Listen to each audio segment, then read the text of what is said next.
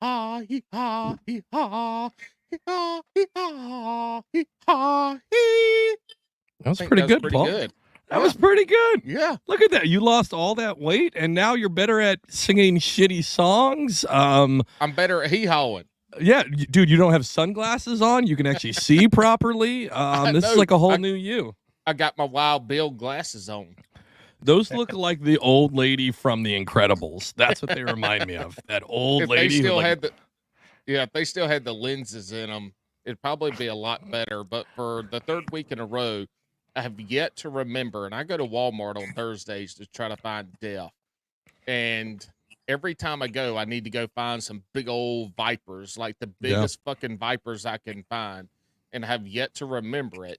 So here I am with my Wild Bill sunglasses on. Well, also you put back on the old bar hat. I really appreciate that.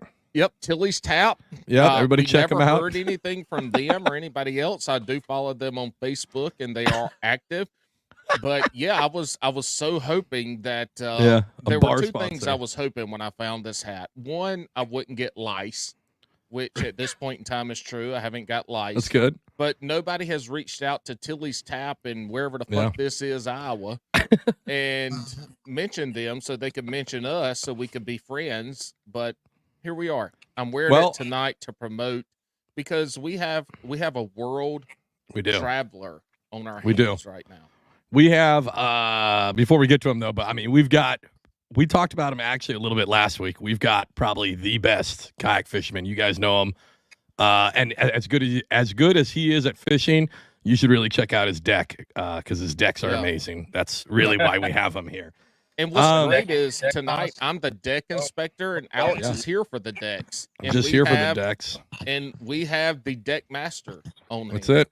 Yep. No fishing. We're just going to be talking waterproofing decks, that oil plastic deck. Exactly. Hey, so before we get to Russ, first thing, notice the hat change. No Phillies hat, because they can go fuck themselves. I can't believe that they were like the best team in baseball, and then they couldn't hit a fucking ball. I'm so pissed about it. Holy shit! And it's the fucking the Mets. Dude, it's the fucking Mets of all team. There's two teams I loathe in baseball, the Yankees and the Mets, and they had to fucking lose to the Mets in New York. I'm still upset. Spell loathe. It could be a New York World Series, huh? It could be. Loathe. Oh my gosh, my God, this might be the first time Alex has ever spelled anything. Listen, we're like revitalized. Paul's looking great. He sung great. I can actually spell like a high schooler. This is an amazing day. All fun and games, though. Real quick, make sure to check out fanatics.com. You guys know him. You love him. Cameron runs that company over there. He's doing a shirt for 100% of the proceeds are going to go to helping out Western North Carolina. So make sure to check it out. That's fanatics.com. They got a sticker. They got a shirt. And Cameron's, and he's doing such a good job. He's still a new father. I know he had the baby like 5 months ago, but he's out there, and it's 100% of the proceeds. He's taking a loss to make sure that people. Good buddy, past show guest, Jax. Yep. Shrimp King. You can follow both of them. The Shrimp King. Follow both of them. If you are out of town, if you're not local, you can't send supplies. Yep. You can support the folks in Western North Carolina with that stuff, and they need it. Whole towns are gone. Yep. Whole little villages, communities are gone, and they're gonna need a lot of support. So yeah, I know Big Adventures, who does Bonafide and Native and third one too, New Canoe. Yeah, they're right there near Asheville, right in the heart of where all that destruction was. Luckily, their shop is okay, but it's going to be, I guess, weeks before they can kind of get things going again and get kayaks out of the shop and get delivered. Listen, I expect New Canoe, of all people, to be out there helping, because you could put a semi-truck, find a way to rig that inside of a New Canoe with like 9 million, water purifiers, and just have Russ paddling that thing down, just purifying water, because those New Canoes are definitely the redneck engineering kayak out of all of them. Yes. We've talked about it a lot before, that boat is built for somebody who never wants to just get the base model and stick with it. It's always somebody who's putting a rocket on the side of it, a 50 cal on the front, just in case, like, I don't know, somebody's in their spot. He's got some hand control lever for the motor or something like that. It's pretty original. I heard they're coming out with a new package where you can hook it up to VR, and then Paul can, while Paul's out there not catching fish, he can go onto a video game and also not catch fish. So you can get double disappointment. We'll have to talk about my tournament this past weekend, not catching fish. But before we get there, another Western North Carolina plug. Yes. Hands-On Adventures, Dustin, previous guest of the show. He's in Nashville. He's been boots on the ground since Saturday. So, all this came through Friday. He's been boots on the ground since that Saturday. So going on 2 weeks now. He's my point of contact. I've actually had a couple people reach out to me. Good. One was looking to make contact and get supplies to their father. The other one was Coley. Everybody knows Cupcake Coley. She reached out to me. She's got somebody that had medical supplies to donate. I sent all that through Dustin and connected them to Dustin, and Dustin was able to get them. He was able to help the family of, a teammate of mine in college football. And then he was also able to get Coley in touch with people for her to get her contact. People would do that. So follow Hands-On Adventures. I'm trying not to say hand job adventures, but that's what we call him on Bass and Brews, is hand job adventures. Listen, also everybody, he needs some lotion. He's been doing hands-on hand jobs this whole time. He is tired. His hands are cracked. He can only hawk Tui so many times. He needs a little bit of lotion. He's got some extra baby oil if he needs some. Yeah, Diddy. Hey, Diddy, if you're listening, send over. All his baby oil got confiscated. He's out. Shit. All right. Hey, Homeland Security. You have to go to Costco. Homeland Security, send us some Diddy oil for hands-on hand jobs. He needs it. But yeah, y'all can reach out to me to get in touch with Dustin, or you can reach out to him directly. But he's been a point of contact. He's in Nashville area, and he's all Western North Carolina. He's in and out of there, so he's a good contact to have. So we thank y'all for everything that everybody's done, people reaching out to us, and we can't thank you enough. So those we got Cameron with Fin Addicts and Jex, Dustin with Hands-On Adventures. Reach out to us, reach out to them directly. If you're not local, it's kind of hard to help because they need supplies and, boots on the ground. But if you want to help other ways, there are ways to do that. Reach out to us. We can connect you with those folks. If not, reach out to them directly.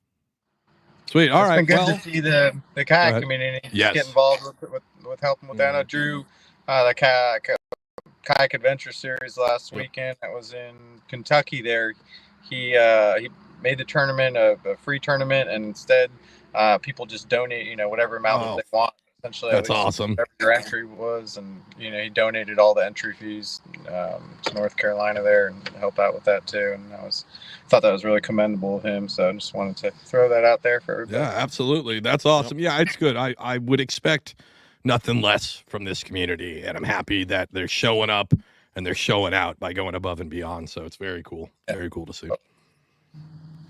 All right. Well, we've got Russ here. We've got the deck master. I don't know if he's going to get robbed in his truck at some point. He might. Hopefully, it'll make good footage. We'll see. What gas station are you at first? Gas station. I'm in Dayton right now. It's a BP. Oh, it's a BP. Oh, you might be okay at a BP. BP and Dayton, we're going to be all right. Dayton, Ohio? You got the random tweaker every once in a while, but it's a pretty safe neighborhood. Well, listen, some the lot tweaker lizard's comes going to come knock on his windows like, "Hey, little fella, you look lonely." I heard you guys talking about dicks. If that does happen, if you get a lot lizard, you got to put her. I know your passenger seat is like your refrigerator, but you got to get her in the truck with you and be able to. Yep. Yeah, it's a cooler. Yeah. So put her ass on the cooler, and then zoom and then get it set up. Yeah, so we can see. Now I'm not advocating for you. I'm not advocating for you to Right there. She could be right there. Get anything, but we need her during this podcast. And she A shows lot. What'd you call him? A lot? Lot lizard.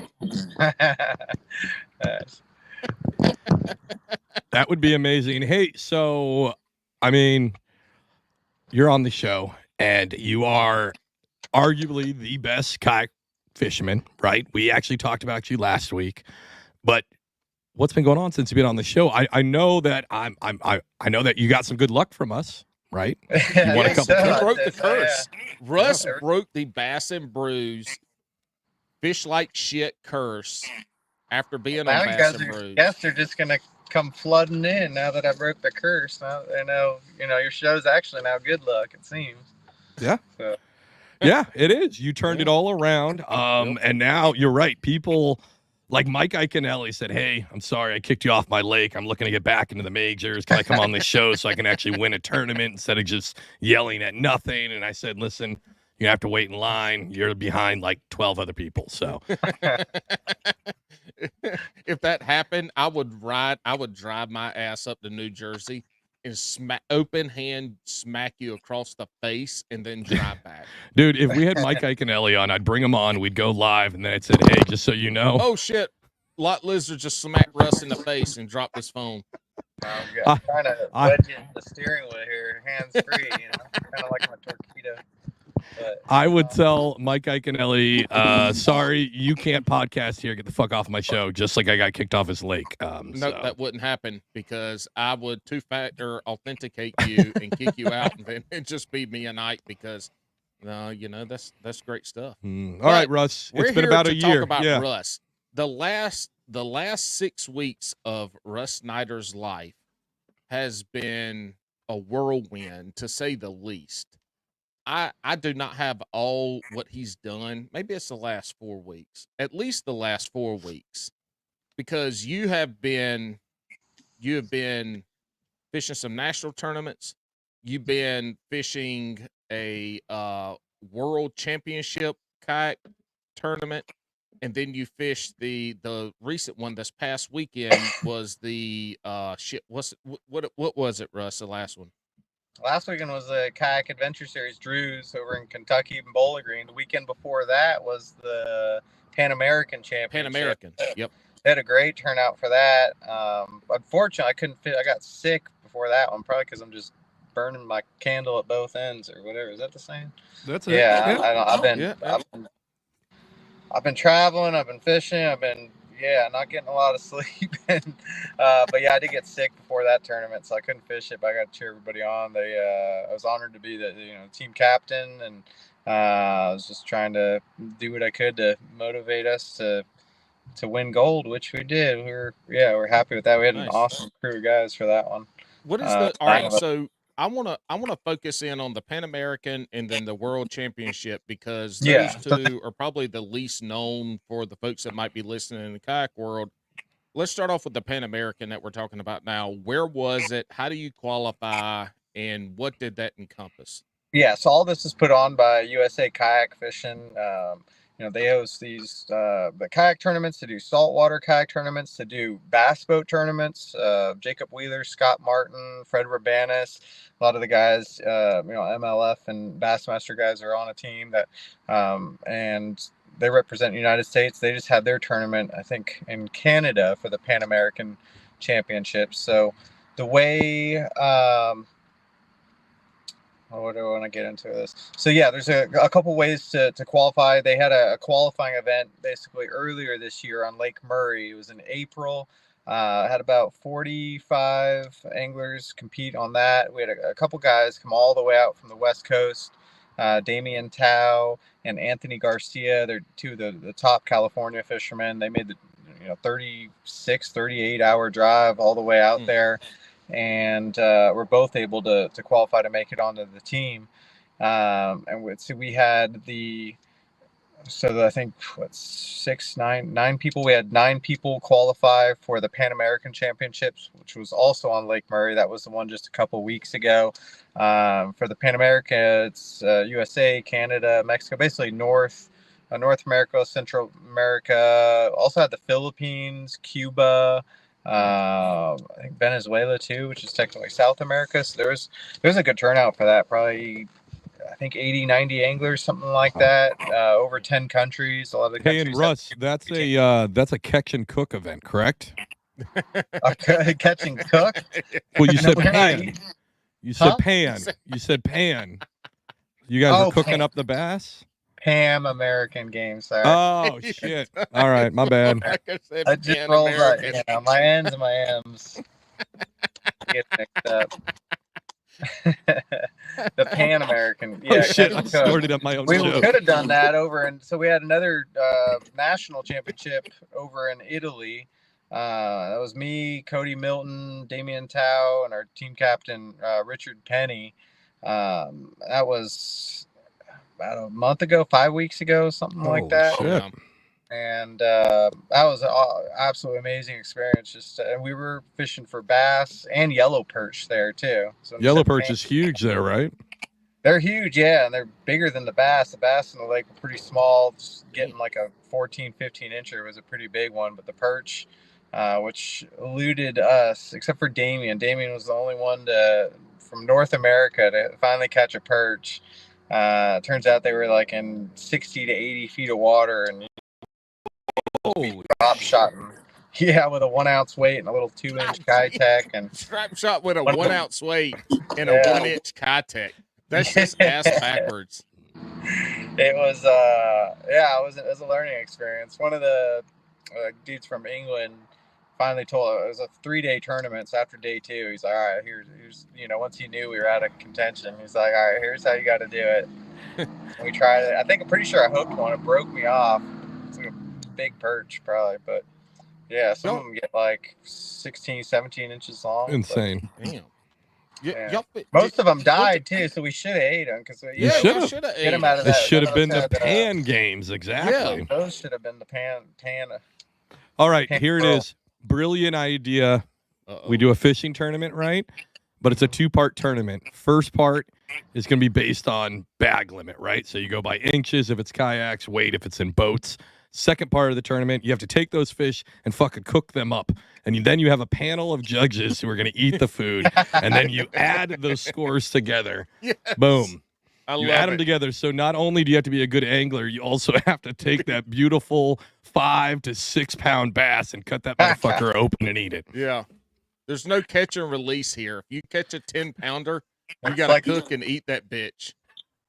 Fucker Yeah. shaking off a 10-pounder. God, get off. I don't want to kill you. I don't want to Like- get canceled on Fish That's Talk how it was because I done gotta- back in like the 60s and 70s. It's like the limit wasn't even 5; it was like 15. You just see a big old stick with a bunch of gilled Mhm. bass hanging from it, all bug-eyed. Yeah. World-class bass getting thrown in the damn pan. That's the name. It's going to be called Bass or never mind. That was another segment. World Class Bass works. But didn't y'all finish like 4th or 5th in the world championship? We finished middle of the pack or so. If it was just bass, it was 5 bass and 3 perch. If we were just going off of bass, I think we were the only team to get our 5. Yeah, me, Cody, and Damien, all 3 days got our limit. 5 fish limit. But yeah, we only had 1 perch between the 3 of us. And Did that, they I mean, provide- sorry, Did go they ahead, Paul. provide the kayak? Did they provide the kayaks for you? Yeah, or we did had- you have- Yeah, so we rented a few Hobie Outbacks, rented the batteries. We had to bring our fish finders though, and like all our gear and rods, and it was a lot of coordinating. And I just had Cody bring 1 rod rather than both of us, because you're only allowed 1 carry-on and 2 check bags. So Yeah. Cody brought all the rods. Had him bring like 12 rods. I had a giant suitcase with I just brought my Garmin with my live scope. I didn't even have anything for mapping or anything like that. It was a really deep, clear lake. And I needed practice with my live scope. So that's what I did for 5 or however many days it was. That's kind of scary to check that It amount of was, fishing yeah. shit.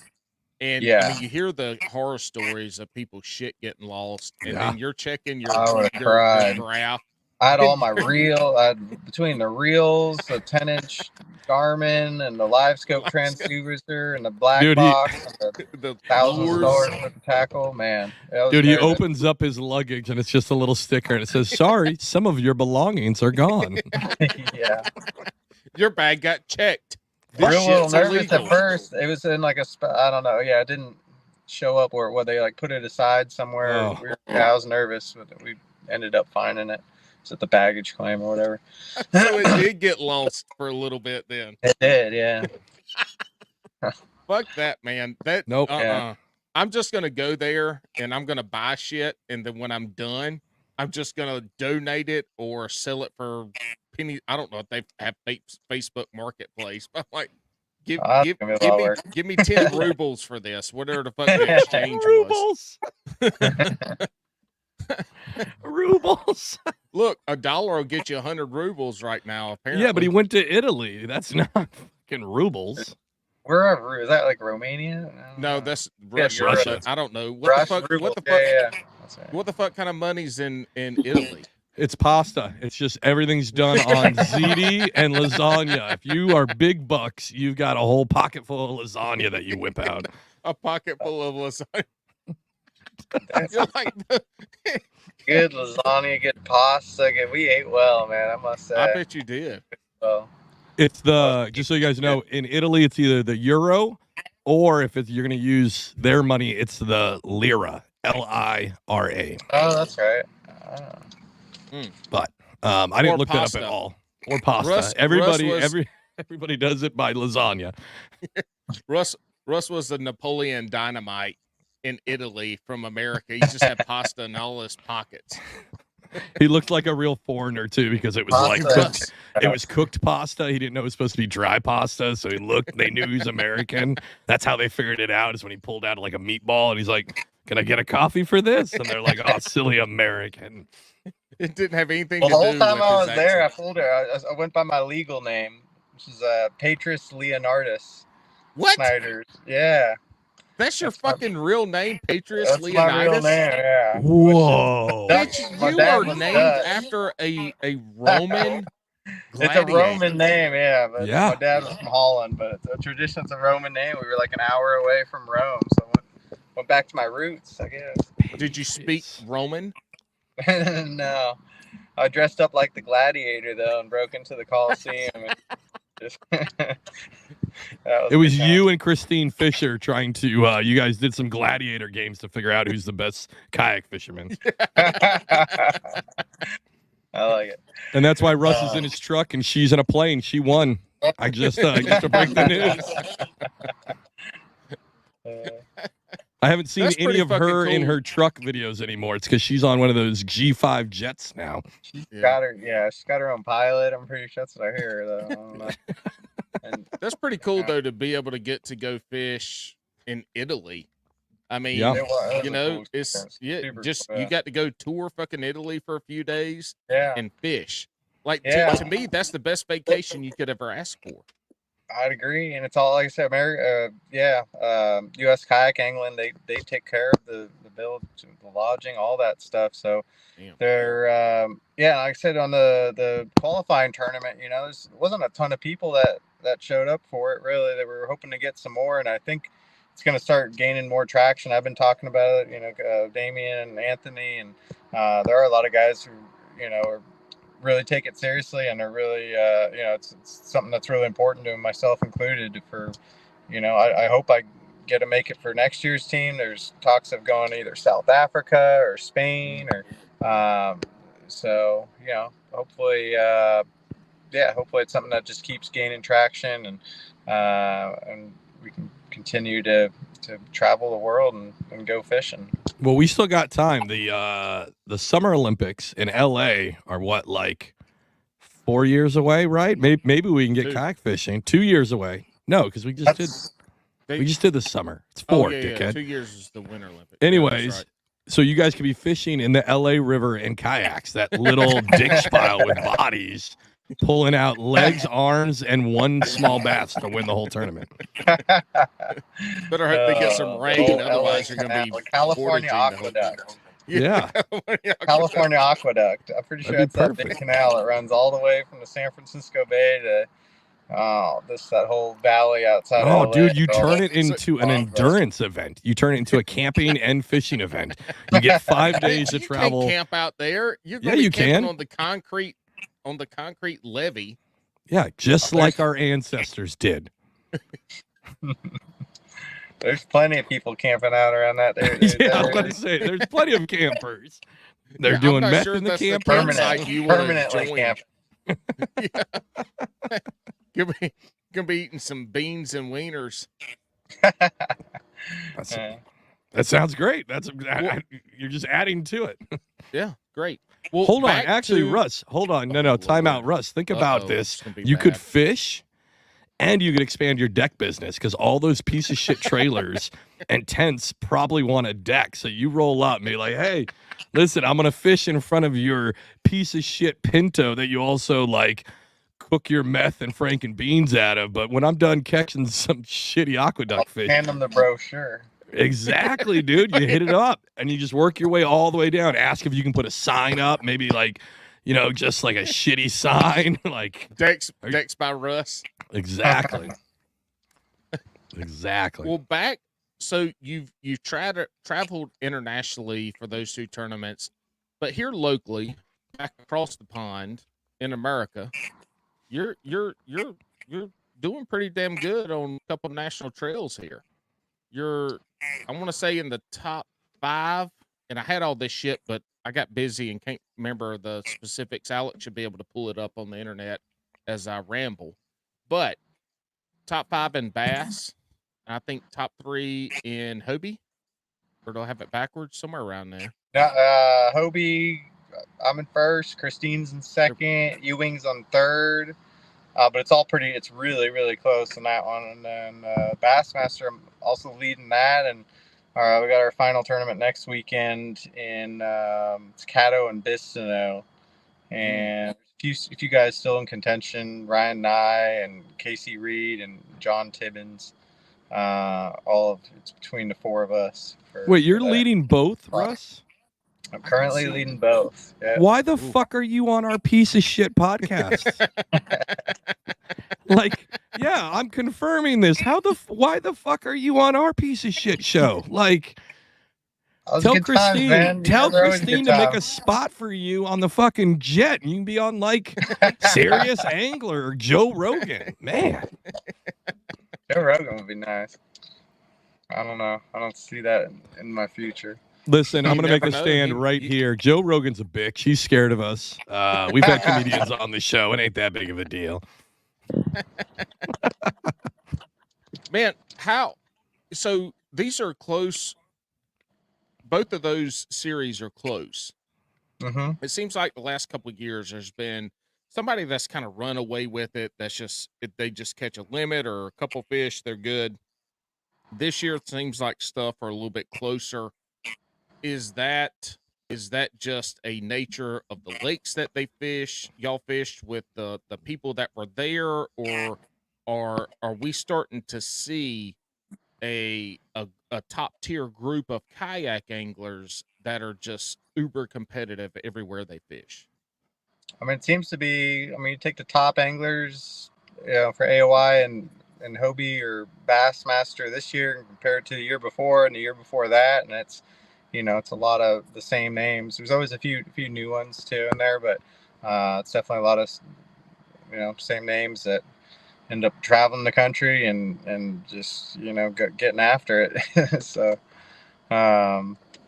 yeah, I mean, there's the level of fishermen are definitely getting better and better every year, and I was hoping to see a few more bass boat every year. I was like, man, I hope we get some more of these bass boat guys. I know. Yeah. Last year we got what's his name? I can't think of his name. Oh, Greg DePalma. Yeah, he's from Jersey. Bass Tour. Yeah, we had one this year. Steve Kennedy did the Sholey Palooza, Drew's first event of the year over in Georgia. But I think Iaconelli did a couple. But yeah, he won one. I think. Did he? Last year. Yeah. Last year. 3 years ago. 2 years ago. Yeah. Man, he's so washed up. It's hard to remember the last time he won anything. Fuck you. That's my hero. He might retire this year, right? That's what I heard. I don't think it's retirement. I think it's just he got fired is what it is. No. He needs to retire, run his phenomenal podcast. Yes. And start kayak fishing. That's what I think. I'd like that. Yeah. I approve. That'd be cool. Oh, man. Can you imagine him trying to do his freakouts, but he's like in a kayak and he just pulls one up and he's like, yeah. And he just tips that bitch over like instantly. I could see that happening. Getting mad, throwing his paddle at a dog or something.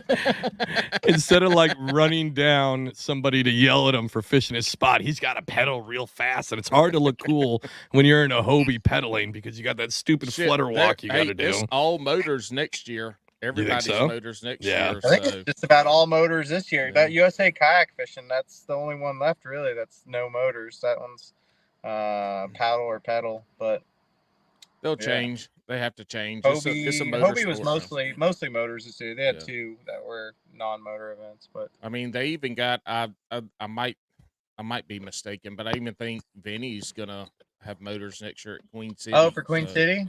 Okay, cool. Because that was one of the.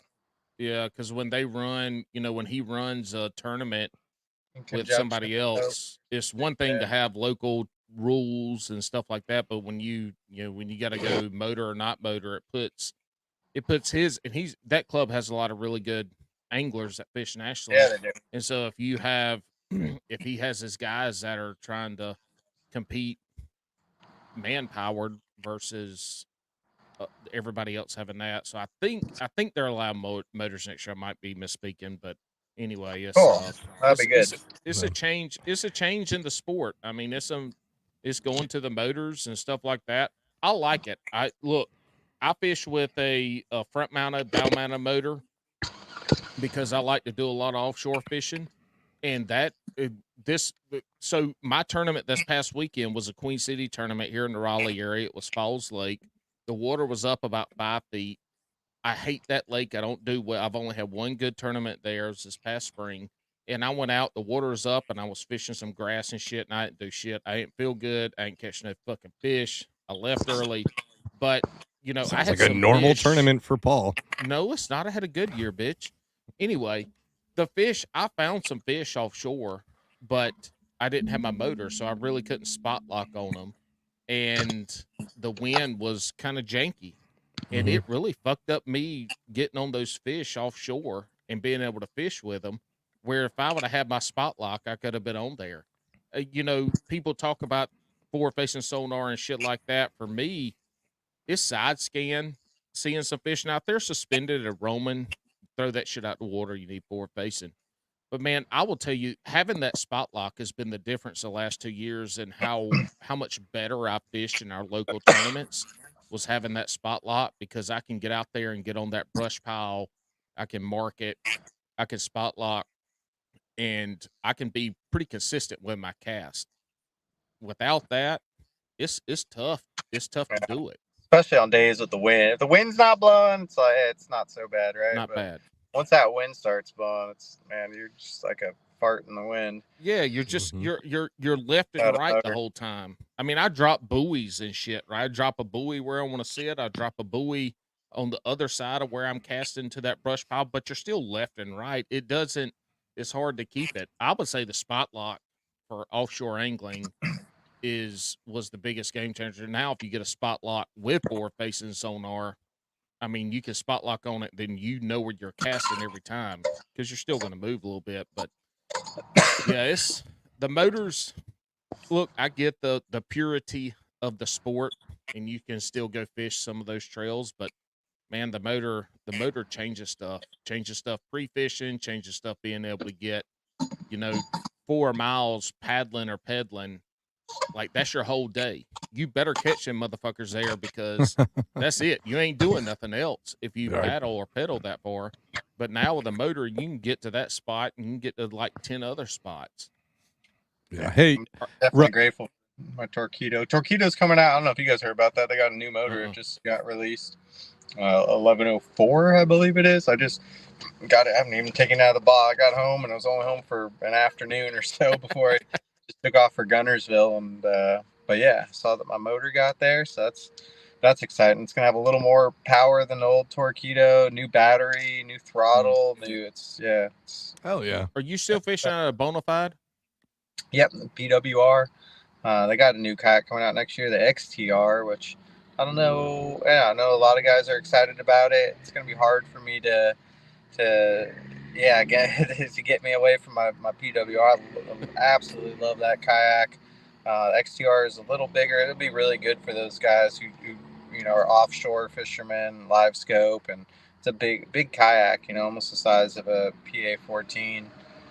Really stable platform. You can put 2 people. It'll be really good for people who want to bring their kid or something like that. I mean, you can have 2 grown adults in that thing. As somebody who has brought their kid on their PA-14 numerous times, it's fun and all. It's great. I've got him out on the water, but it's stressful. Well, this one's set up. You can put like another chair in it. It's like that sounds perfect for Bailey and his big booty. It sounds like he's gonna have a kayak. He can actually put that dunk big ass. Exactly. I can't wait till Bailey. I wonder if he's gonna listen to last week's episode. I can't wait for him. I texted him and told him he had to. Oh, so good. I cannot wait. Hey, Russ, I got a question for you. It's fishing related, but kind of. So, are you concerned with that everybody is tired of seeing your face on all the winning photos on the Hobie website? Like, I just went through and it's like, oh, there's a picture of Russ. There's another picture of Russ. There's another picture of Russ. Like, are you feeling bad a little bit because nobody else gets press because it's the Russ show? What he's asking is, are the haters hating, and is it not as bad? It's been more, the last year's been pretty good, actually. I've been trying to do a good job of not pissing people off and trying to be nice to everybody.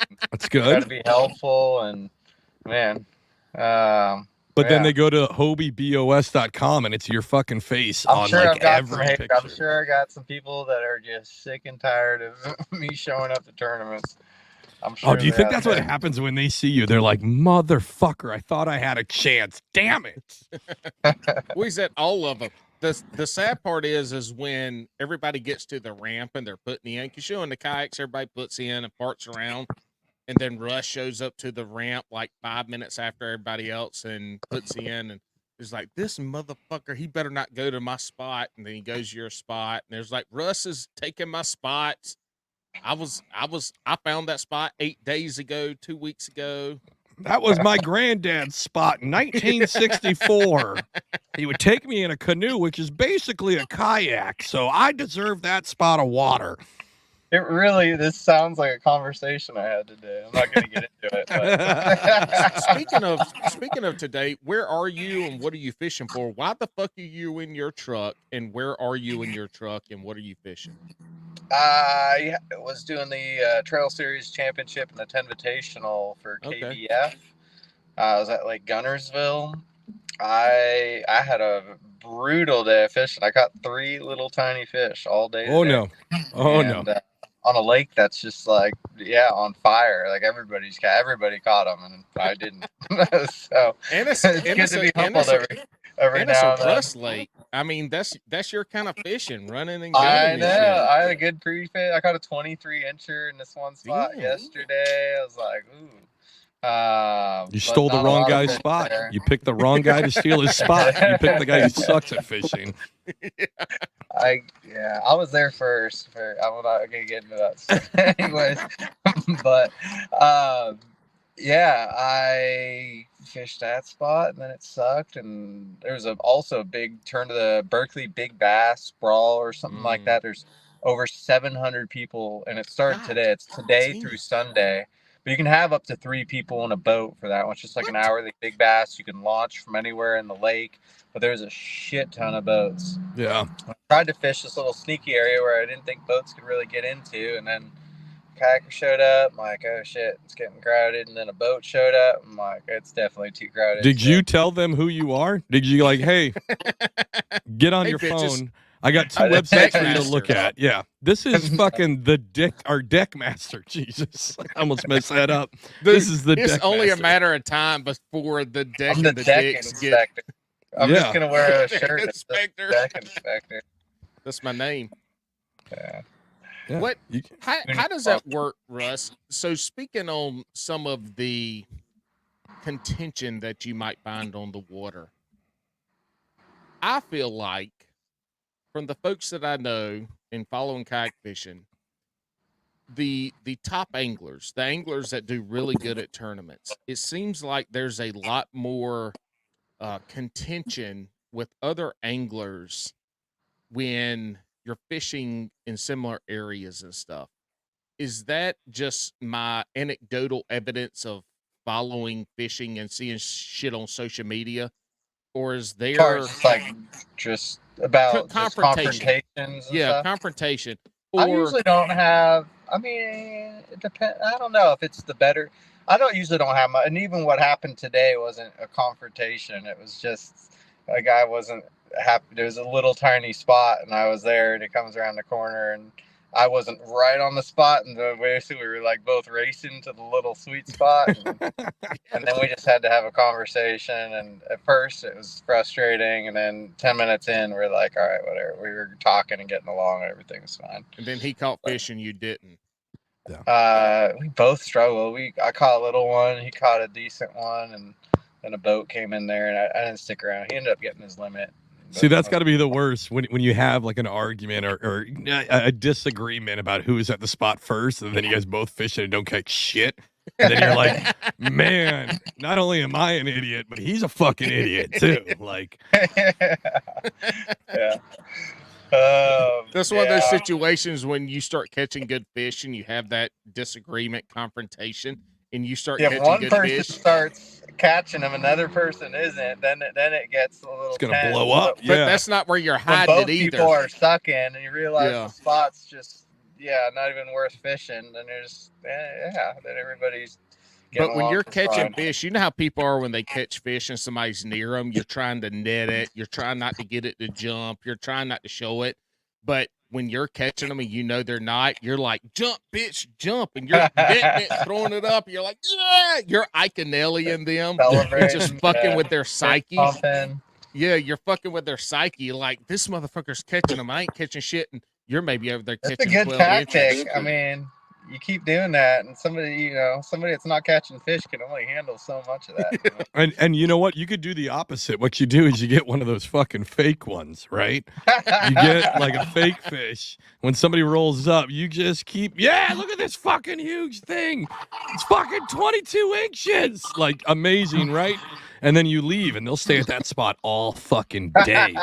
All day. You start holding up crappie, and they don't know any better, or drum. You're like, you're holding up fish, but like, fuck yeah, you're. And he's got one of those stuffed animals of a swordfish. Put that big old drum on the catch board, just let it flop around a little bit. Yeah, like just the noise. Fishing is a mind game. There's nothing more demoralizing than, where I fish. We've got some smaller lakes, and if you have 50, 60 folks in there, and you have 20 or 30 of them put in at your ramp, where some of these lakes there's only 2 ramps, and so if you're fishing the bank, you're fishing behind people a lot. There's nothing more fucking demoralizing than you going and somebody's 50, 70 yards behind you, and you see them reeling in fish and catching them, and you're like, the fuck, I threw over there for 5 minutes.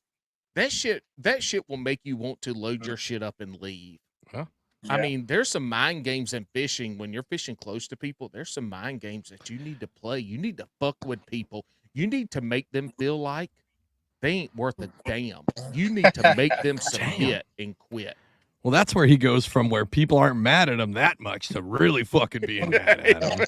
You get back to the ramp, then you get, discounted tackle because they're just sew all their shit off. And that's the move. I got most of my gear. Just whooping people's asses. I mean, like, hey, just so you know, you're bad at this, but I'll buy your shit for 50% of what it was. Hey, my next tournament, I'm selling my Hobie at the ramp because that bitch has got a crack in it and it's taking on water, so I need a new one. Well, maybe it's because it was just finally, because you were such a fat ass for so long. Has nothing to do with me. I had nothing to do with it. There's a crack in the scupper in the back. And oh, shit. Yeah, it's a bitch. A few tournaments ago, because I have to front mount a motor and I have to launch it. I have to deploy it manually, so I have to climb up on the front of the Hobie, and water goes into the rod tubes. Everybody knows water goes into the rod tubes and the Hobie.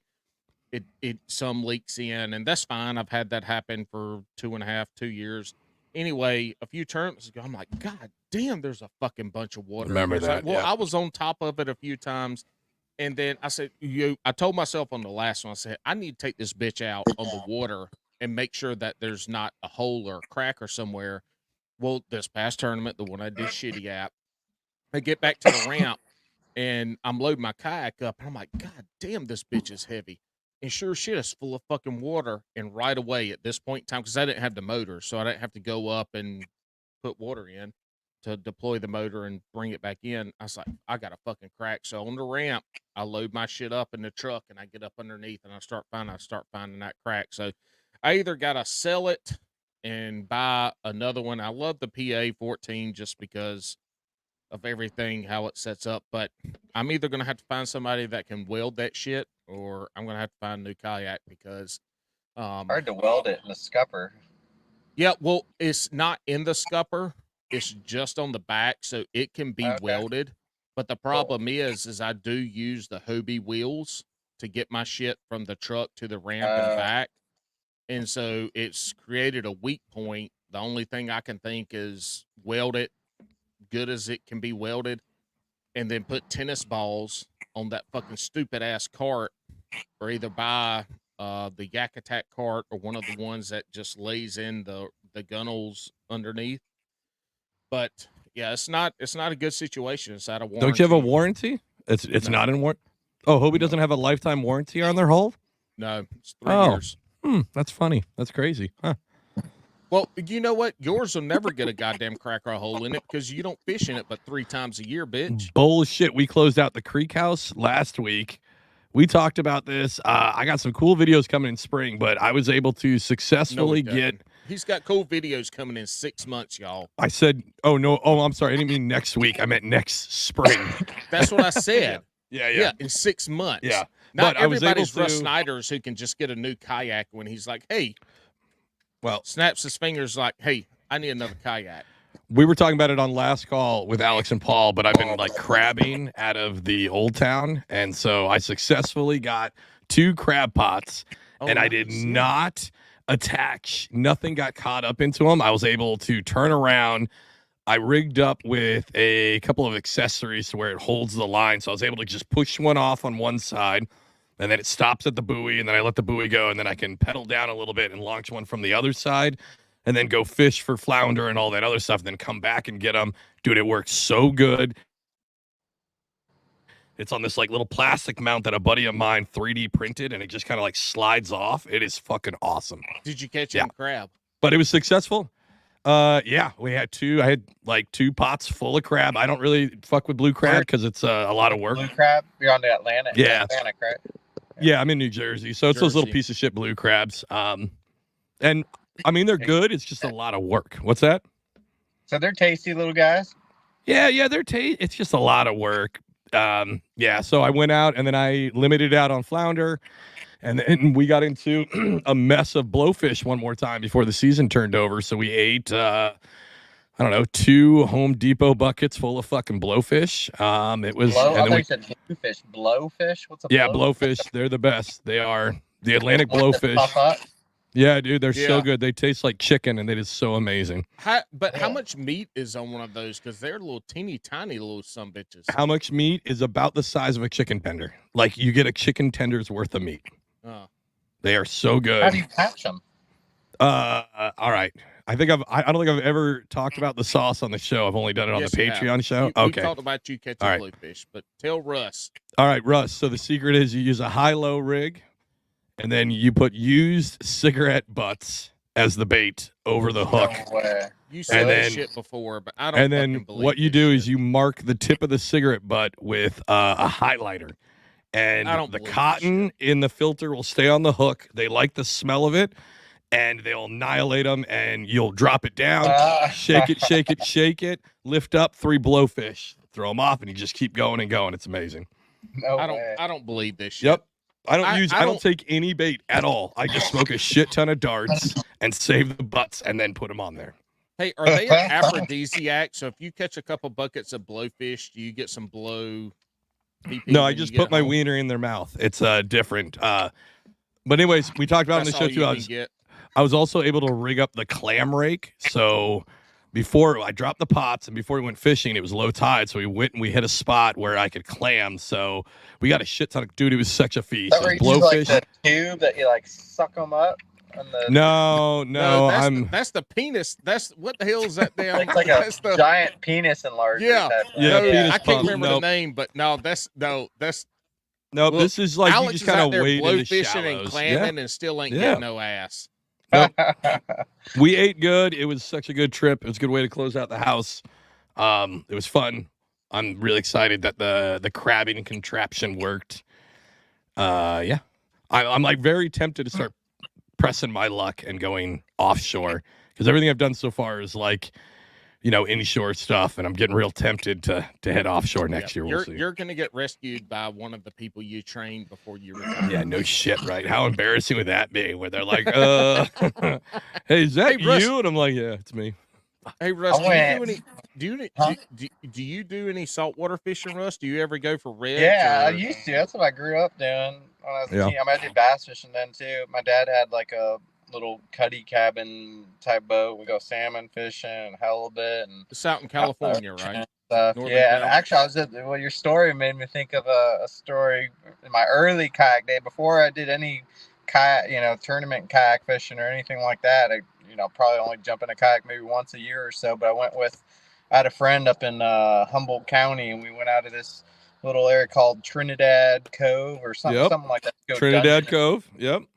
To go for Dungeness crabs, and it's protected right in the cove. But when you go around, it's like the open ocean, and it was a gnarly day. A big storm was coming, so we wanted to get the pots out before. These are like big, heavy pots. I think we had one of those old like ocean kayak. I think they're just called like ocean kayak or whatever. Yep. Little skinny kayak. Yeah, and we were like loaded with like 3 of these big ass crab pots on each one. And it was like 12, 13 foot seas. And we got out there about 2 miles out, and then the wind started kicking up on the way back. I think on the way back once the pots weren't on there. But it got dicey out there. And we went out. We had to wait like 2 or 3 days before we could go out and get back out before it was even calm enough to get back after them. But those ocean kayaks are made for that shit, though. I mean, that's why they're skinny. I mean, they cut through the waves and stuff. I mean, it's you not say saying that it was like 12-foot swells, man. That's gnarly. Yeah. It's big. It was big. Yeah. It was fun. I like I said, I'm going to expand on the saltwater even more next year, so I'm excited. Russ, have you done anything saltwater fishing in the Gulf, Texas, Mississippi, or a little bit? I had a buddy. He's in the Navy. He's stationed in Pensacola, and I grew up with him. And after he got out of the Navy, he was there for like 6 years, and then stayed there a little longer. He got a Hobie too. He had a kayak. He fished some of the backwaters. We got a little bay boat, and I go with him in the bay boat inshore and stuff. He started guiding, and I brought my kayak there a couple times, and we did a couple trips like in the winter, mostly in the winter. I'd go there. Yeah, we did that, and then what else? I've been fishing out of Florida a few times, Naples, and Fort Lauderdale, and Stewart. I've never fished the Atlantic though, except for like Florida. Besides Florida, I've never been anywhere up and down up that coast, or even the Carolinas, or I haven't done any of that. I've been wanting to do that. Been to Baja, Mexico a few times, do some fishing, Cabo, marlin. I got some marlin and some dorado out of there. You're mostly just in tune with catching big ass smallmouth and big ass largemouth. Mostly. I'll try to mix it up. I do a little fly fishing for trout here and there. God, do fly fish? A couple times, not much. Maybe once. I haven't even been in probably 2. No, I went last year. I went to Colorado last year. Did a little fly fishing. Yep, and then somebody saw Russ Snyders fly fishing, and they're like, "This motherfucking bitch." I'm horrible. Believe it or not, man. I cannot. I am bad. I defer, man. I'm not a good fly caster. If somebody sees me that like knows what they're doing when it comes to fly fishing, they'll probably laugh at me. But He's Big telling him, he's Joseph- like, no, I'm really good at fishing. Hold on, let me show you this website. yeah. Like, I'm Look. fucking good at this. Russ, you can't take the fly rod anymore. Just take a spinning reel. Take like 4 I do spinning that, reels but- when you go and start catching more fish and the motherfuckers out there throwing a fly rod. And then you can piss off the whole fishing community. Everybody. Just piss them all off. I do that too. Little tiny jerk baits. Those big trout like little tiny jerk baits. But Hey, I don't know. I'm trying to learn the fly fishing thing. Speaking of trout, how do you say the word? And you're from kind of that Northern California area, right? Uh-huh. How do you say the word SALMON? You already said it earlier. It's a fish. Salmon, God damn you. Yep, you I say got- it the no, right way. I'm done. not salmon. That's what Paul says. He goes, salmon. It's the fucking worst. He is the absolute But worst. I mean, this is coming from the guy who calls it the Pan American Games. So what do I fucking know? Listen, we figured out how to fix it. It's the pot and pan American games where you got to catch and then cook that motherfucker. I'm not done. I just had to go get another alcoholic beverage, but I knew Oh, what it's he good was going to timing. say. So I Good was comedic leading into timing it. there. It would have been funnier if you didn't mention it. You know what I mean, Paul? Speaking of it. Yeah. Carter, my son, is 10 years old. We watched Independence Day. Okay. He loved it. We watched Independence Day 2, which I completely forgot about. He loved it. And then he Wait. remembered a Hold on. show- Time out. Are you talking about like the new Independence Day that came out like a year or two ago? No, the Independence Day that came out 10 years ago, 2014. That's the the- newest one. Was it No. Will Smith still? I kind of forgot. Will Smith was in that one too. No. Will Smith died in that one before he wasn't in the movie. He died in a training accident, but it was his son was like in their 20s, and then the president's daughter. The president was in it. Like there were a lot of people still in it. It was 2014. Okay, And then for that. yeah, That it's- first it- one was classic though, man. Yeah, Yes, first one's a absolutely. classic. The second one, I forgot it even happened, and Carter found it. But Carter, Supernatural with the CW, if y'all remember that show, is one of my most favorite shows ever. And we tried watching it a year or two ago, and Carter had nightmares. So he wanted to watch it last night. We got literally the same part in episode 1, season 1. We couldn't watch anymore, and he slept in our bed last night because he's having nightmares. So tonight he wanted to watch Independence Day, the first one again. I was like, hey man, we need to watch. This is my favorite show growing up as a kid movie, American Ninja. How old are you, Russ? 42 or 40. Okay. 42. So we're all the same age. Do y'all Maybe remember, Russ and might be 50. He might be 20. Yeah. Russ has no fucking idea. Russ could be 25. He could be 50. And Russ mean, nobody looks, knows. he looks very age don't have- ambiguous. Like you Well, don't he know, don't like have- he could look old, but he also could look young. He fits both categories. But see, here's the weird thing with Russ is he doesn't have kids that any of us know about, but he's also in It might be out construction. there. I don't know. Huh? He's in construction. He's post 40. He has no fucking gray hair. Look at me. Look at Alex and I. Look at all the fucking gray hair. Russ, this is what kids Little do to coming in right on. Yeah, it's because he the doesn't chin. have Little. kids. Because he Alex, doesn't have 39. kids. He's like 4 years I'm behind 40. you. I'm 40. But anyway, But go ahead. What's your favorite movie as a kid? So American Ninja with Michael Dudakis. Did y'all ever watch Not American American Ninja Warrior. No, American Ninja. Is that the one with It's Chris Farley? No, it's Michael Dudakis or Dudakis. Not the one with Spell it. Tom Cruise. No, that's Last Tom Samurai. Cruise. Yeah, Sam. No, Different kind of- I think what you're talking about was the one with American Ninja. American Ninja. I think it's 1988. It is the cheesiest fucking. This looks. It is cheesy as hell. It is a lot of those. Russ just showed us his nuts. He This did. bitch is in his car in a parking lot at a BP in boxers. This is why This is why everybody hates him. This is why everybody hates him. He keeps showing his nuts that he's winning. Hey, let me read this for you, Russ, and you tell me if you want to see this movie. In the torrid heart of the Philippine jungle, a humble U.S. Army private suddenly develops legendary skills in stealth. But that's hold on, time out. No, time out. That's time out. not right. He doesn't suddenly get these skills. He was trained by a World War II Japanese who happens to be in the Philippines. But this is in the Philippines. Keep reading. Yep. Believing he is the possessor of ancient martial artistry, he takes on the fearsome Black Ninja in a final duel. Yep. So that is a terrible description of this movie. Where's the Black Ninja from? American Ninja. Is the American Ninja the Black Ninja, or is he fighting against the Black Ninja? Both. Whoa. You'll have to watch it. It's on Amazon. Amazon Prime, American Ninja. I just implore everyone to go watch it. But remember, it's a late 80s action film. 1985. 85. Not subtitles or anything. I'd hope. No subtitles. You don't know subtitles. But Joe doesn't talk much, and Joe is the star of the show. Michael Dudakis or Dukakis, or I can't remember the fucking name. But anyway, y'all need to go watch that shit. It looks bad. It was my most favorite movie. I was a ninja like 4 Halloweens in a row because of this movie.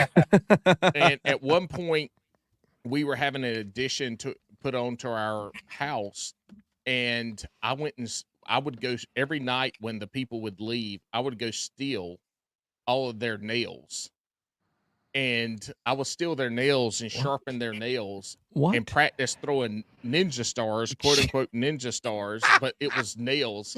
And so they would come over there, and I would their nails would be gone because I was stealing them and trying to throw ninja stars. Paul had a ninja era in his life.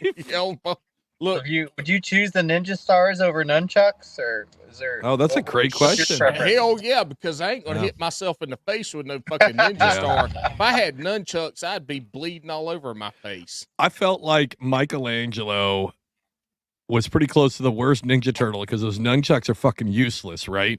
I mean, Raphael with his size also are stupid. But he was just big sword. He had a couple daggers or something. I guess, but they're like what blunt. What the fuck were they called? Size, SAI, size. Okay. But they're blunt. Donatello and Michelangelo had the real fucking weapons. Well, no, not even Donatello. Like a stick, right? He just had a fucking stick. It was a staff. No, he was like a homeless man walking around with a stick he found on the ground, talking to someone. He's all high on meth, talking to a rat that he thinks is his dad. No wonder they were fucked up. No, who's the only one with real weapon? I mean, all of those Leonardo had swords. He had swords. Yeah. If you were a Ninja Turtle, Russ, yeah, I already know who would you be? Be an artist, so Leonardo. I guess I'd have to be Leonardo. What the fuck? No, he said his middle name's Leonardus, so he'd be Leonardo. Leonardo. Yeah. Not only. That's the blue one. That's the guy with that was always my favorite as a kid. Maybe was it? Yeah. I don't know, man. Leonardo, that's the one with the blue, right? Living in Cali, the hair that you have, like you're straight Michelangelo vibes for sure. Like Michelangelo is the one who was just constantly high, trying to eat pizza. Yeah, that's right. And then Mac on April O'Neil. No. Like that was his whole deal. April O'Neil when the first Ninja Turtle was hot back in the early 90s. Are you talking about the live action one or the cartoon? Yeah, the real one. You weirdo. Fuck them cartoons. The only cartoon person that was ever hot was the lady from Jessica Rabbit. Who Framed Roger Rabbit? Everybody already knows the answer to that fucking question. Every male who's over the age of 35 has definitely dirtied a sock or two to Jessica Rabbit. Like everybody over the age of at least 38 has rubbed one out to what's her name from Roger Rabbit? Jessica Rabbit. Yep. I'm not gonna that wasn't her name, Jessica Rabbit. It was because she was married to Roger Rabbit. But they met on the first No, he was married to her the whole time. She was smoking hot. Well, she was a drawing. If I watched cartoon porn, That's the only cartoon porn I. Who's the voice for Jessica Rabbit? Oh, it's probably. Look it up. Don't probably look it up, Alex. I'm going to look it up. Shut up. It was probably somebody from Designing Women. It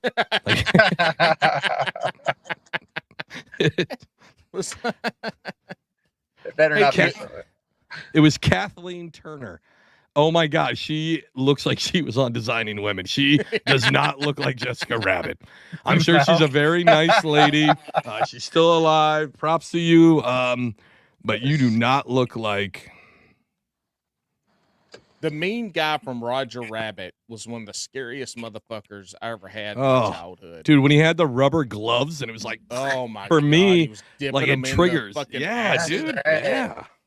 That did scare the shit out of me. I remember that. Yeah. Hey, he had Paul, those talking glasses.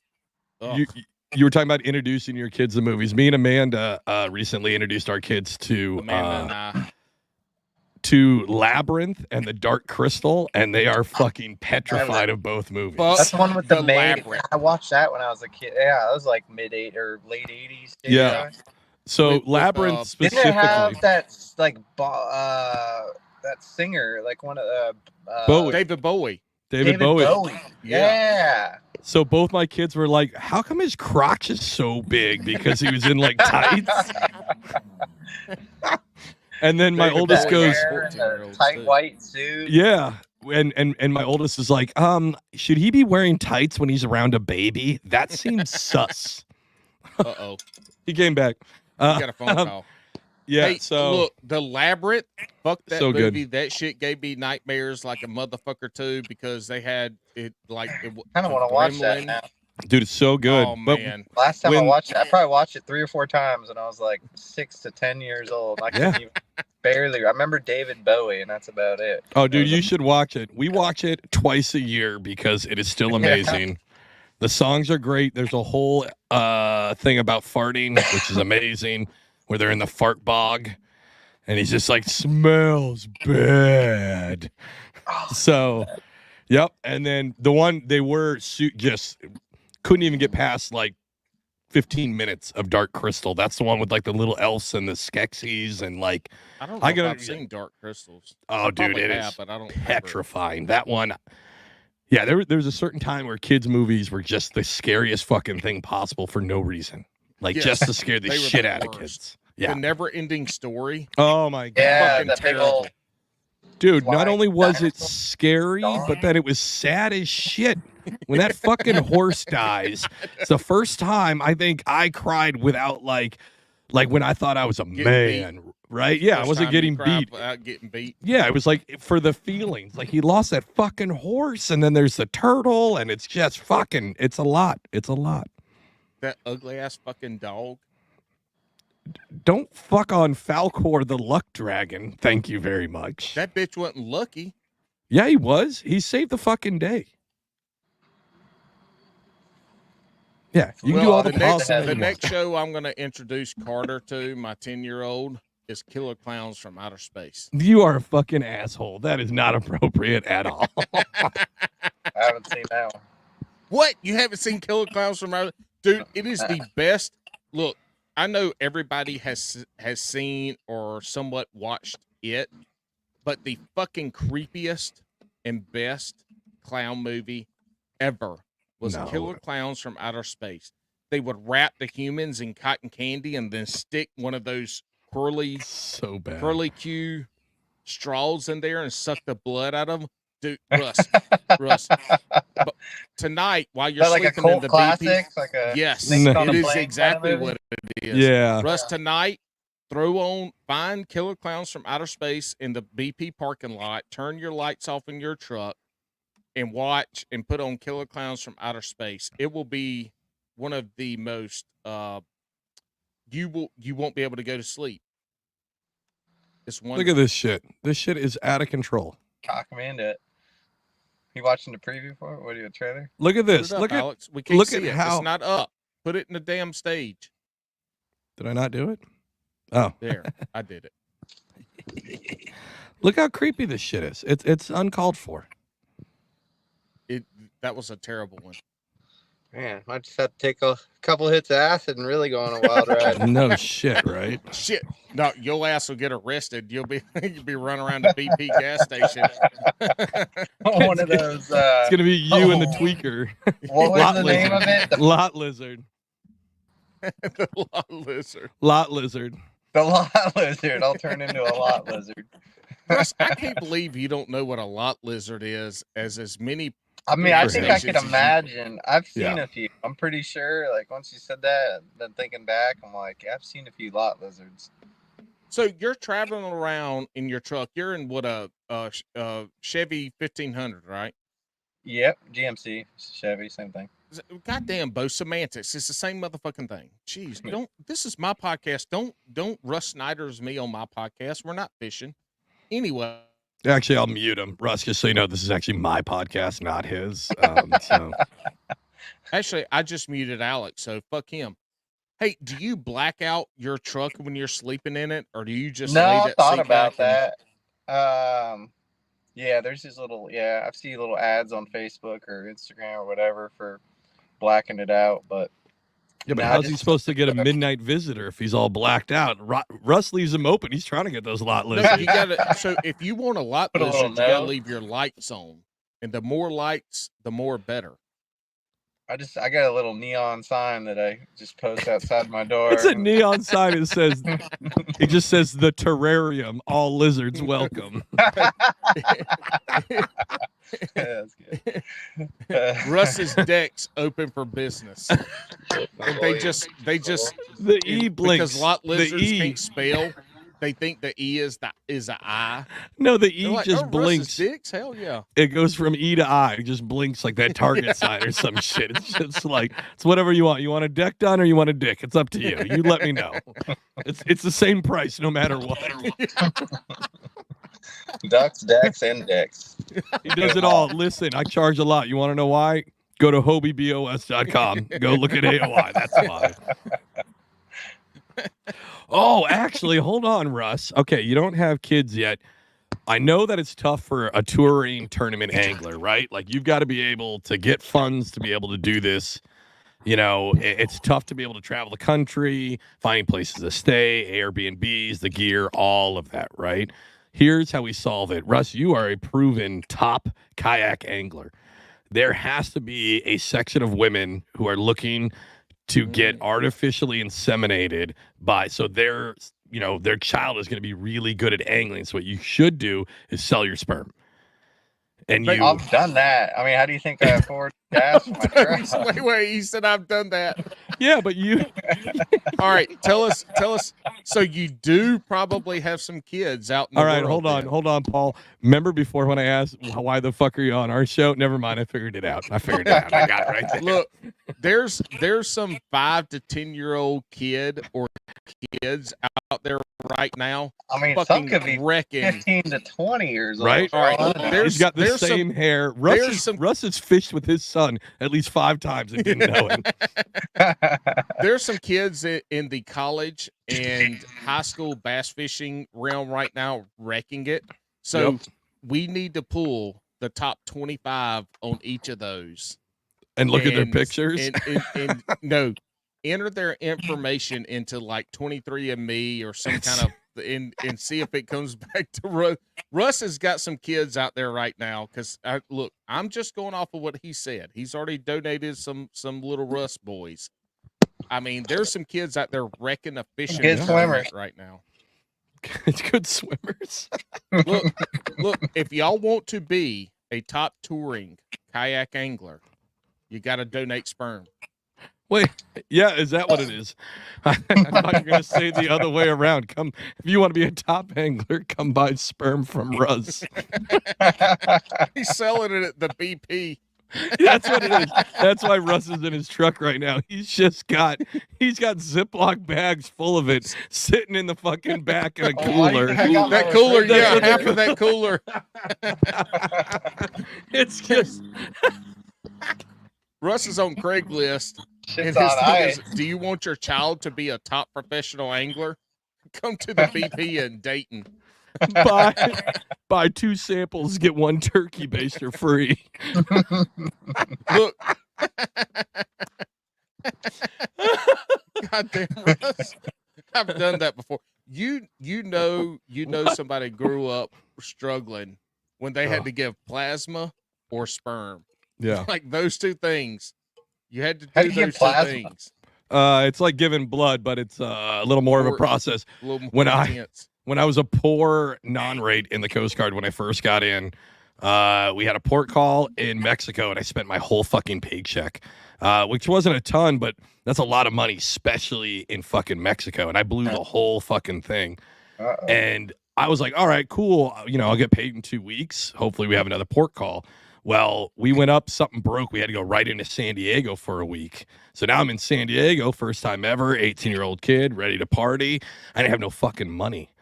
So I fucking remember leaving the boat and finding the nearest plasma, and I did it 3 times because they couldn't check their records to see how many times you've done it in a day. So I was able to drink for 5 days because I just sold plasma 3 times in one day to get the money. Probably not my most shining moment. But I'm going to tell you what, if you do that, what it takes to drink, Exactly, right? And what's great is because you gave all that plasma, you get drunk way quicker. So it's actually cost effective. Because I remember saving on both ends. Exactly, right? It was really a big brain move in the long run. But yeah. It's some people do it. I mean, Russ is out there making the dream happen while also, making somebody else's dream happen by having a little fisherman in them, maybe. Hey, speaking of dreams happening, Russ, you're leading Bass. Solid transition. You're leading BOS. How do you feel? You've already mentioned earlier that both of those trails are pretty close with the top 3 or 4. How do you feel? Let's start off with Bass. How do you feel about Bass? Where's the last tournament? And then the same thing with Hobie.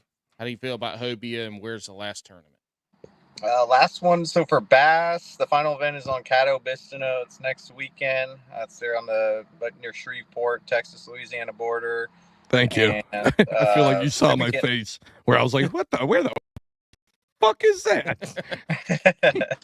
It's a good. We've been there for the Hobie TOC. We've had a few big tournaments. KBF's been there. We had a national championship there with KBF. They've been there a couple times.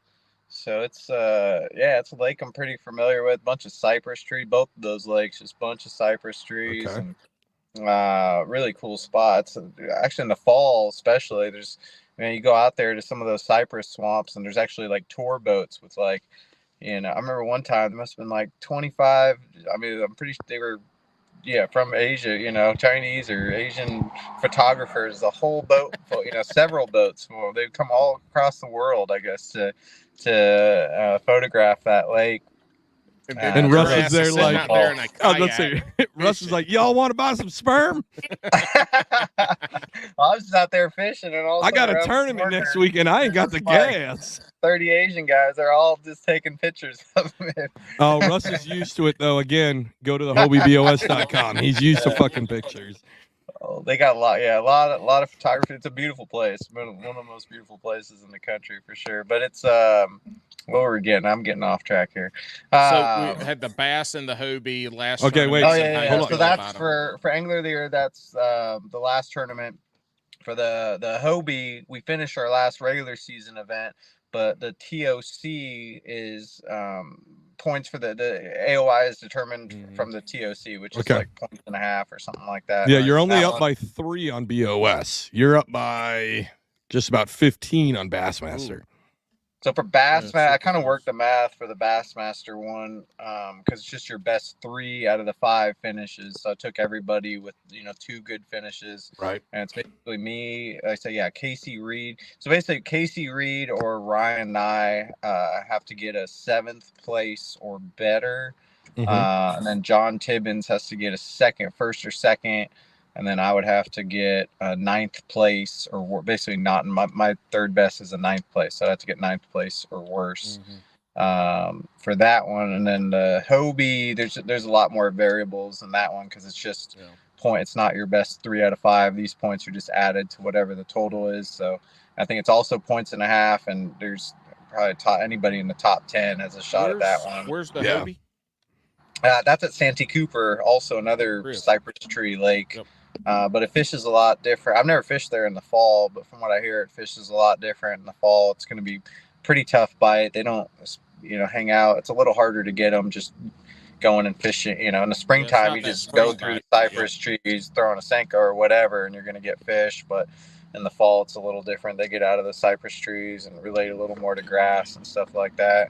And that, yeah, like I said, that one historically in the Hobies, it's almost every year, last several years, it's been somebody in the, not bottom of the field, but somebody fifth or sixth or seventh place down, ends up coming up and winning. Everybody in the top ends up kind of choking, which that's I've been a victim to that a couple times. I haven't even got a top 3. My goal is just to, man, if I can qualify for Hobie Worlds, that would be really cool. I'm going to take top 3 for that. So I've been in this position. I've either been leading or have been up there. And then last few TOCs is that tournament's kind of been my nemesis a little bit. So would you say, hold on, Paul? Yeah. So would you say if you don't win one of these, would you consider kind of the season a failure? One Angler of the Year? God, yeah, I hope I'd win it. You're at the top for both of them, right? So if that you would miss be a bummer. both, I mean, I wouldn't say it's I still had a good year regardless, but I would hope it's that still won money. I'd win one of the two. If I win one of the two, yeah, I'd be happy. If I win neither of them, that would kind of suck. Paul, which one? If you had to choose right now today, you get to win one of them on Bass and Brews today. Which one would you want to? That's a good question. So last year I won the Bassmaster Angler of the Year last year. Yep. And I've never Hobie's the one tournament where I haven't won a championship or an angler. I haven't the 2 big titles for Hobie. I haven't won either of them. Well, Paul, I figured it out. So hold on, Alex. Answer the question, Russ. Which one? So it sounds like Hobie. You want to get that Hobie monkey off your back. I'll say Hobie too. Yeah. I got a few good friends below, Christine and Ewing, and Dusty's right behind me, and Jody's right there. So I got a lot of close friends. That's a good win right there. Are you gonna rub it in their face and be like, yeah? I mean, at least Christine's. I'll definitely rub it in Christine's face. Hey, so Paul, I figured it out. This is why he came on the show. It's because he wants that Bass and Brews good luck. And it makes sense because I just got a text from Christine Fisher saying, hey, can I be on the show right now? And I was like, no, sorry, dude. You're behind Mike Iaconelli at this point. Like, everybody's looking for that good luck charm. And it might be our stupid fucking show. I don't know. I'm not sure our show is in there. I'm 99% sure it might be. See, we get Russ all loosey goosey. We get him talking about lot lizards and sperm donation. And what happens is he goes into these events with a smile on his face. Hey, you know what's crazy about these PMA, positive mental attitude. That's it, man. You know what's crazy about these 2 tournaments too? You're going to 2 of the lakes that we fish tournaments in that have some of the biggest fucking alligators you'll ever see in your entire life. Oh yeah. Have you ever had an alligator experience that scared you, that almost made you be like, fuck this, I'm going Have you heard this story already? I had one earlier this year. It was wild. No, I did not, but I'd love to hear it. Because Bailey posts his alligator story from Santee 2 years ago every month. Every month. He is riding that view life of that big alligator coming in. I applaud him. It was a big alligator, and I give him shit every time, but yeah, tell us your story, Russ.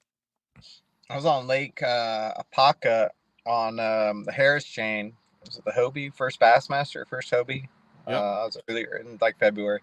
Lake Apaca, that lake has some of the biggest alligator. The biggest alligator I've ever seen was on this lake 15 minutes after this experience that happened, the story I'm about to tell, but I did see, I mean, it was at least like 14 foot. I got a video on you can see it on my Instagram or whatever, and everybody I show it to is like, oh my, yeah, it's one of the biggest ever.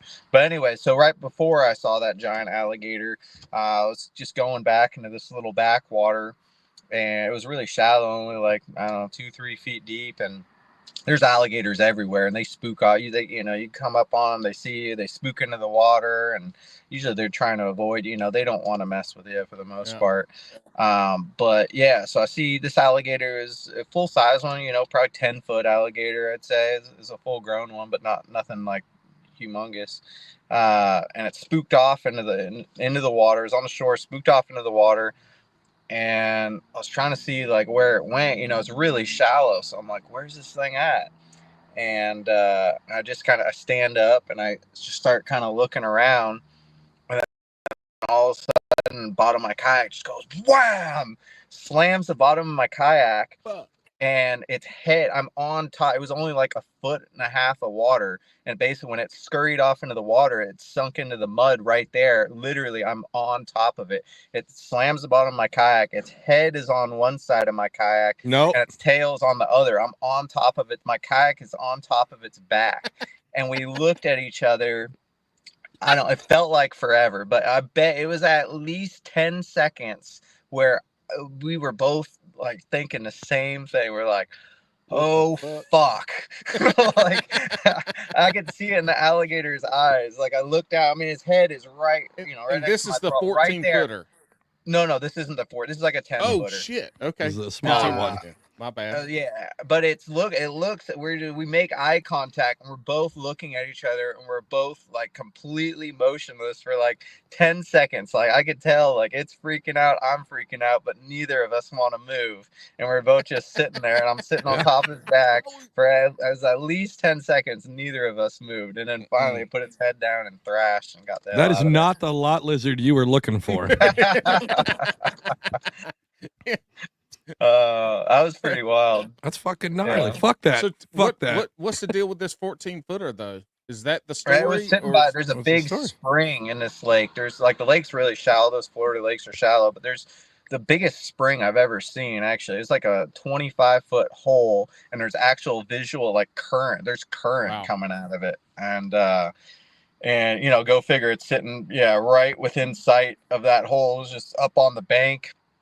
And I got close enough, I saw it up on the bank and I got close enough, not super close, but I started going towards it and then it just rolled its whole body and kind of like belly flopped into the water. And I got a really good video of it. And everybody I show it to is like, yeah, that's about the biggest one. It's either the biggest one they've ever seen or they got a story where they've seen one about that size, but it was over 14 foot. It was so big. Thank God Bailey wasn't there because those alligators see that big old booty and they can't. They're just mesmerized. They want that meat. If I was on top of that, I would have shit my pants for sure. That thing, even though it was only 4 feet longer, I guarantee it was twice the weight. Of that 10-footer. I don't know. This motherfucker said only 4 feet longer. Yeah. Do you know only 4 feet longer, but it was that's probably like weighed maybe 3 times as much as that 10-pound. It was so fat.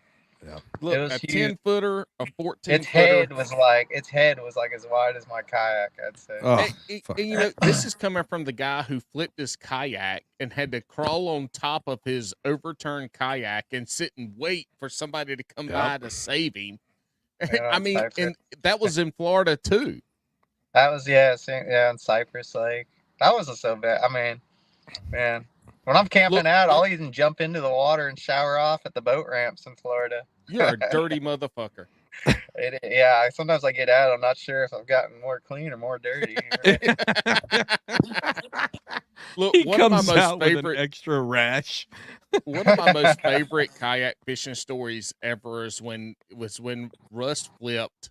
This has been, I guess, 2 years ago. Whatever lake that was, you flipped. Cypress you lost Lake. half your shit. Kissimmee.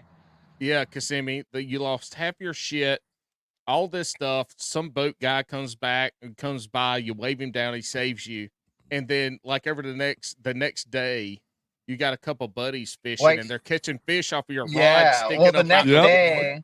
So I tried to go. I dropped the waypoint of where it was at, so I could go back there. It was like on a Thursday, and so we went back Friday with a couple of with Cody. We had a few friends, Jamie Broad, I think. We had a few guys that were going to come out there and help me try to snag my rods and my tackle and all that. And we set everything up. We're about to go, and then I realized that fish finder was gone. Somebody broke into my truck at the Airbnb and took my fish finder. And everybody came out there into a lake that they weren't planning on fishing or anything like that. And then I'm like, well, you guys, we're shit out of luck because I didn't have a GPS waypoint where it was anymore. So, but yeah, then the next day during the tournament, Cody and another guy were out there fishing during the tournament. And they were casting towards what they thought was like a little reed sticking up or something like that. And there's two of them like sticking up at weird angles, and they cast around it and they both caught fish on them. And then they get over to it and realize that they were a couple of my fishing rods. That's fucking funny. That's one of the greatest kayak stories I've ever heard about, flipping your shit and losing your shit. And then somebody during the tournament coming and catching fish on some what they thought were reeds, and it's your rod sticking up out the water and catching fish. You're on the fish when somebody else comes to your flipped over kayak area and is catching fucking fish. Oh, see, that's what you do. You yell at them. You're like, motherfucker, this is my spot. You want to know why it is? Because all my shit's there from when I flipped. This is my spot. That's the only argument. Didn't you make a video like the week or two before tying all these jigs? You were tying all these jigs and stuff, and you lost all the jigs. Yeah. Yep. I think I remember. It happened twice. The 2 times that I flipped, I happened to put all of my swim jigs. You said just take out like a few and put them in a hard box. I brought my whole damn big old like binder full of them. Oh. And both times I flipped, they weren't in my black pack. They were just like, I didn't have room in my black pack, so I have a little cooler that I brought, and I just sit them in the cooler, and that opens up. And both times, man, I lost all my swim jigs twice. Like both times was over 200, like 200 to 300 swim jigs. Jeez. You're tying these swim jigs yourself, hand tied. Yeah, so I don't know how many hours worth of work. That's at least. I don't know. What was this? So what's the story on the second time you flipped? So we heard the first time. That was on the Flint River. That was on the Flint River in Georgia. I was practicing for what was supposed to be a KBF tournament. It was like the Three Rivers Showdown or something like that, but they ended up canceling it because the water came up. And it was on a pretty famous rapid called Yellow Jacket. It's on the Flint River, and it's the biggest rapid on the Flint River called Yellow Jacket. On the first day, it's about a 5-foot drop over the course of like, I don't know, maybe 20 feet, 15 feet. So over like sounds like something I'd avoid. It was pretty sketchy, but I did it. It's called Yellow Jacket. Like nothing. Yellow Jackets aren't fucking fun. Like nobody's like, oh, Yellow Jacket, that's gonna be awesome. Like just challenging enough where you're going into it. It's like, yeah, I got a 50-50 chance at this. And the first time I did it and I got it, I made it over it. And I was pretty psyched. And then we went back after it rained, and then it got that extra rain was just made it that much gnarlier. And yeah, I came in when I was kind of turning as I came into the rapid. The back end of my kayak kind of swung around a little bit, so I didn't go perfectly straight. I was a little bit at an angle, and as soon as I hit, it just flipped me right away. All my stuff, I was like just frantically grabbing everything I could. Like as the rapid comes down, there's just a little eddy and a giant rock, but only the tip of the rock is really sticking out. So I'm just trying to balance my kayak on the tip of this little rod, and like everything else that was floating by. I lost a lot of gear, but it took me like 45. My rods were still attached to the black box, and they were underneath the water. Sticking in the current, just like fully bent. And I had to get underneath the kayak, and everything was all tangled. So I had to get underneath the kayak as it was in the water and like start cutting all the lines and stuff, and just slowly I saved most of my rods. I think one broke, but I got like 5 of my rods. And my plastic, I had something that was in like plastic bags. Some other kayaker found a bunch of my shit too. That was like, I saw him like towards the end of the day. Way later in the day, like 8 hours later, and he came across some of my bags of plastics. I got some of it back, but yeah. See, in that situation, I'm like, hey, I found a bunch of bags of plastics floating down the river. And Russ is like, "Oh, that's probably my stuff." I'm like, "Okay, let me take this pack. Let me take Yeah. this." Like, let me. Take I wouldn't say shit. If Russ is I Snyders actually did fishing give this him a shit, bunch of lure. I gave him some lures, some crankbait. I gave him some lures, just And- for being and other honest, but- baggies. Yeah. You're like, hey man, you got a man, daughter? yeah. Hey, come to my truck. I got half of this cooler with some good stuff in it. You and your wife want a good angler kid? You want a kid that's going to be a prodigy? Got something for you, dog. Here's a whole Russ. cup full, free of charge. It's on the house. Here's Russ promoting the sport. Russ is going to go to some kids events, some high school bass events.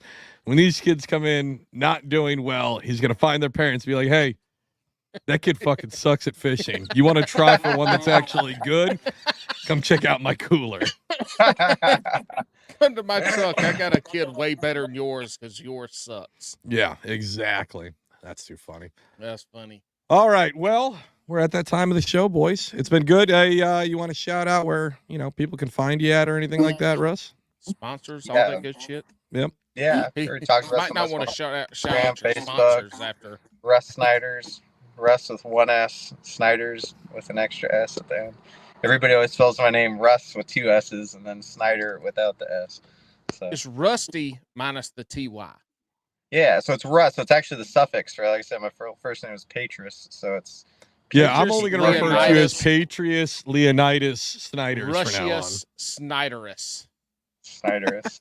We'll throw in a Maximus. Dude, Russ. There you should we go. pay for the last two tournaments. You should go into Tourney X and change your shit up and put Petraeus, Leonidas, Snyders. Everybody's like, who the fuck is this guy?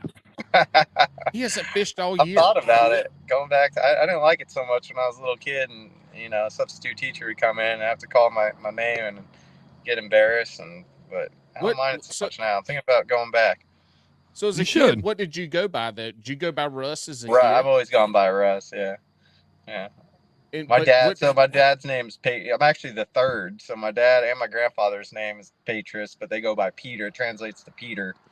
So my mom's dad, his name was Peter too. So we already had three Peters. That's a whole lot of So how Peters. the That's a fuck did you party. get That's a Peter Russ? party right there. Peter party, yeah. How the fuck did you get Russ? They're like, this will some So bitch. so like I said, the legal name was Patris. So they just took Russ. The Russ at Russ. the end of it. Yeah. So your legal name, when you have to sign your name on a legal document, Mm-hmm. you have to Patris. You have to sign it Patris? Yeah. That's crazy. So all those big checks that are on HobieBOS.com, they all say Patriots on it? They still let me cash it, even though it says right on my bank account. it says Hell Patris. yeah. It says Do Russ. they Take get the big ass upset? checks Yeah, to the but bank. I always, Yeah. yeah. Do they get always- upset when you bring in all these giant fucking checks in the bed of your truck and when you show up to Bank of America? It's like- I'm gonna do that one day. He's like Happy fucking Gilmore, just throwing Exactly. these big ass checks in the back of his truck. That's his bed. Russ is like at the beginning of the year, he sleep doesn't on my have a checks. bed. Yeah, And then he has after to win. Yeah, For- after he the has to first win 4 or for- 5 tournaments, his bed is all the big checks Yep. that he's got stacked up. All right. Well, it's Russ. We love having you on the show. Everybody go check him out. You guys know who he is. If you don't, make sure to check him out. He is, hands-on, the best kayak fisherman. We'll make the statement here. Christine Fisher, you're going down this year. Fuck your G5. Russ, hang out for a minute. All you dirtbags, have a good one. Sign up for the Patreon at patreon.com/Bass and Brews. I've got to say at the beginning. Last call. All that stuff. Thanks for having me on, guys.